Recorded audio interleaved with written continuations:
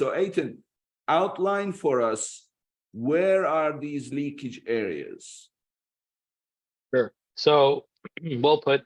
There's two main high-level categories, which are inventory and just feed discrepancies, right? So inventory is, the whole life cycle of the inventory that you send to Amazon FBA, which is one of the major claims. So let's talk about that first. When you are an Amazon seller, as most of you know, you you send your products to Amazon fulfillment. You're sending them from your warehouse to another warehouse. Sounds simple and technically is, but there's often loss just based on the volume and probability. So if you're sending 1 or 1,000 or 1,000,000 units, you can imagine that they don't all get received. If you think about it from Amazon's perspective, they're receiving, I don't know, tens of millions or hundreds of million units a day, probably. If you actually look at the math, billions a year, not more. So even if you have a 1 or 2% discrepancy of that, that's in the tens of millions of units.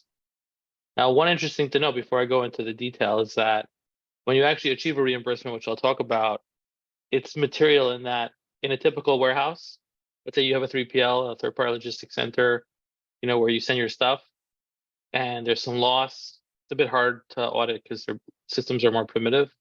But if you say, hey, 3PL owner, I'm missing some stuff, maybe they'll credit you, maybe they won't. But when they do credit you, they'll only credit you the cost value up to a certain point, up to their insurance policy.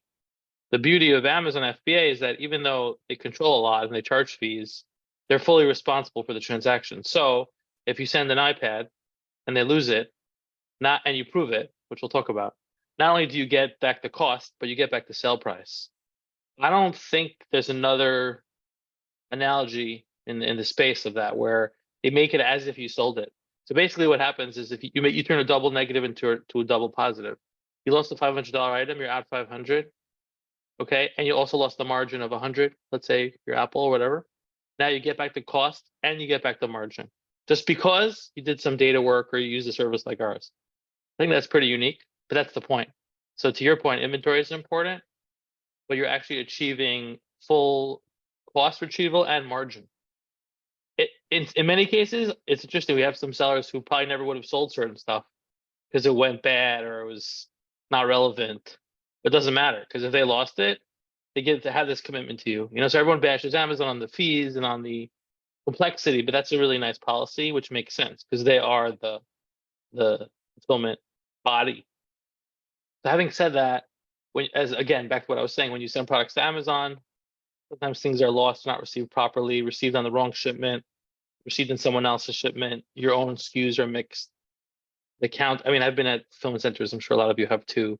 The way they count it is wrong. They scan one on the top and the rest of the bottom are different. I can go on and on.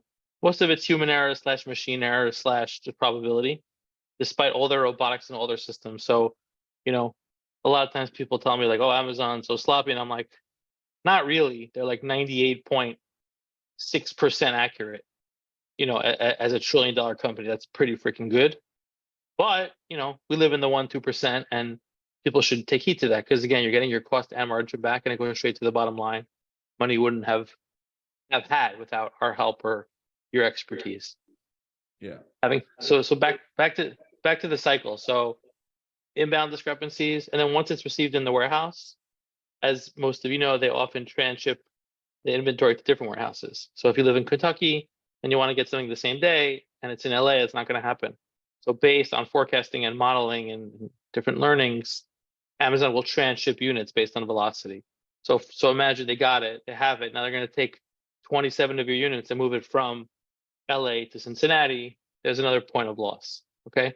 Then within the warehouse itself, there's typical, physical events like lost, just disappeared, stolen, damaged.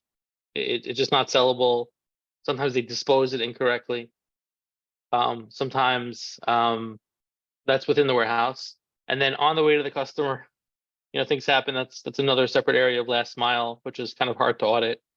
Then often customers return items. They don't return the right items. They return it outside the window, etc. You have to make sure you got everything back on a removal that Amazon told you did. That's tedious and it requires data capture. And then finally, it's on your own kind of dime to make sure that the units you got back, you do something with.